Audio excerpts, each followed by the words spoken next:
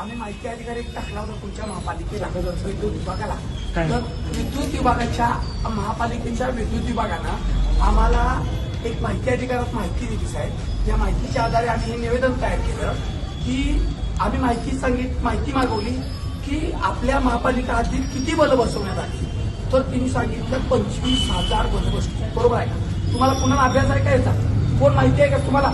यांना सोडून दुसरं कोणाला माहिती आहे का? महापालिकेत कुणाला माहिती आहेत का? कुणालाच माहिती. मग 25,000 बलं भरली. एक बल आपण 11,000 रुपये घेतला साहेब. आम्ही ती कंपनी जी आहे त्या कंपनीला आम्ही विचारलं. एक बल तिने 400 रुपयाला ती 500 रुपये दिली. नोटरी केली गेली.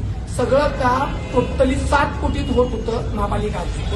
तिने बिल ते सगळं भ्रष्टाचार करून ती बिलं वाढवून घेऊन तिने जवळजवळ 161 कोटी रुपयाचं काम केलं. 161 कोटी रुपये दिले साहेब. दुसरी गोष्ट, सांगलवाडीच्या शाळेचं ताजं प्रकरण असताना तिने शिशीपुढे जानेवारी महिन्याच्या 2025च्या जानेवारी महिन्यात तिथं शिशीपुढे बसवून 50,000च्या शिशीपुढेचं 5.5 लाख रुपये दिले. आणि परवा आयुक्त साहेब तिथे गेल्यावर तिने रात्रीत नेऊन शिशीपुढे तिथं बसवली. मग त्या चव्हाणची एसआय चौकशी चालू असताना तुम्ही त्याला त्या पदावर 23 वर्ष झालं का बसवल्याचं रोकडे साहेब? काय आहे? महापालिका चालली का काय चव्हाण साहेब? ते जवळजवळ 23 वर्षाच्या रजेत त्यांच्या 1,000 मेडिकल सुट्ट्या असतील. पाय मोडला, लकवा मारला, डोसक्यात लागलो, काहीच होत नाही, मेडिकल रजा घेते आणि गप करते. असा माणूस कशाला? आपल्याला लाईट म्हणजे महत्वाचा आहे. तर बघा, अन्न, पाणी, निवारा म्हणजे निवाऱ्यात पाणी आलं, बाकीच्या गोष्टी आल्या, या निवाऱ्यासाठी महत्वाच्या, लाईट सुद्धा महत्वाची आहे. आणि या लाईटीच्या जागेला जर असं 3 वेळा फोन केला हो म्हटलं त्या चिल्ड्रनच्या बागेतली लाईट गेल्या, पोरं पडतात, पोराला खेळायला जागा नाही साहेब, तिथं लाईट बसवा. बोल, माझी लोक काम करतात. अरे लोक कुठं आहेत आपल्याकडे?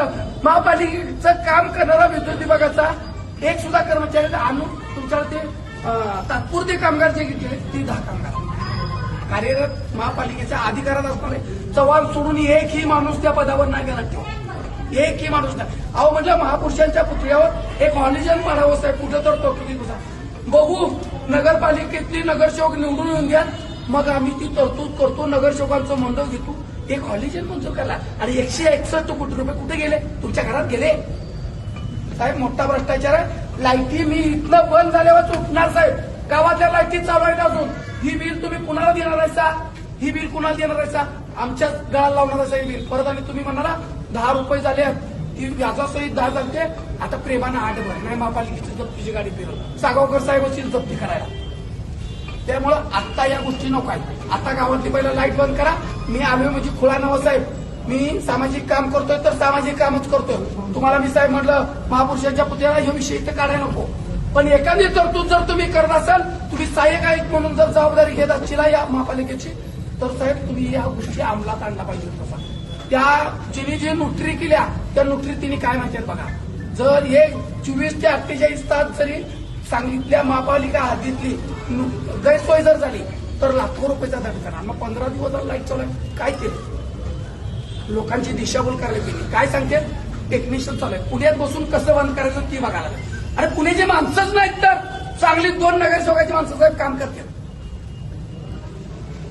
माझ्याकडे बिल आहेत साहेब, सगळी काम आहेत, कॉल रेकॉर्डिंग आहेत माझ्याकडे. दाखवा म्हटलं तर सगळ्याचं तुमचे वरिष्ठ अधिकारी सुद्धा त्यात बोलले साहेब. आणि त्यात एक तुमचा रिटायर झालेला चमचा आयुक्त साहेबाजवळ आहे. तो चमचा सगळी घाण करायला महापालिका. आमचा हक्क आहे, आमची सेवा करायसाठी महापालिका मंजूर झाली साहेब. आमची दुरावस्था करायसाठी महापालिका मंजूर झालेली नाही. शासनाच्या कुठल्याही पद्धतीने सुविधा नाही. 10 दिवस झालं मी त्या कलेक्टर ऑफिसला मोर्चा काढला. कलेक्टर ऑफिसचं मला पत्र आले काय म्हणून, तुमचे संडास कुठं आहेत ते दाखवा. आणि त्या तहसीलदार मॅडम नीलम मॅडम येऊन बघून गेल्या, आमच्या इथले संडास बघून गेला. संडास बांधायला कुठं जागा देवा.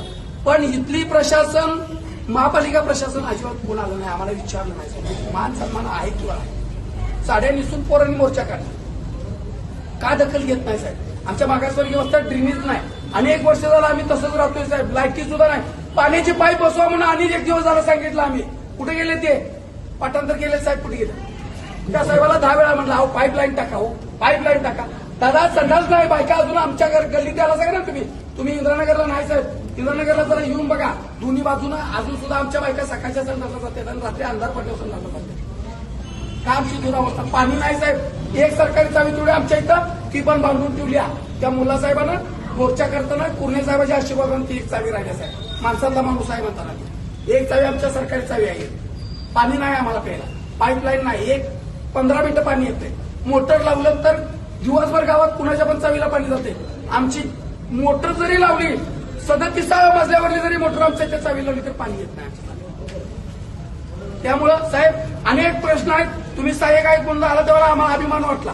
साबळे साहेबासारखा माणूस काय झालं काय माहित नाही. प्रत्येकाच्या जीवनात काय ना काय गोष्टी घडतात, पण अनेक प्रश्न तिने मार्गी लावत होते. अनेक प्रश्नाची विचारणा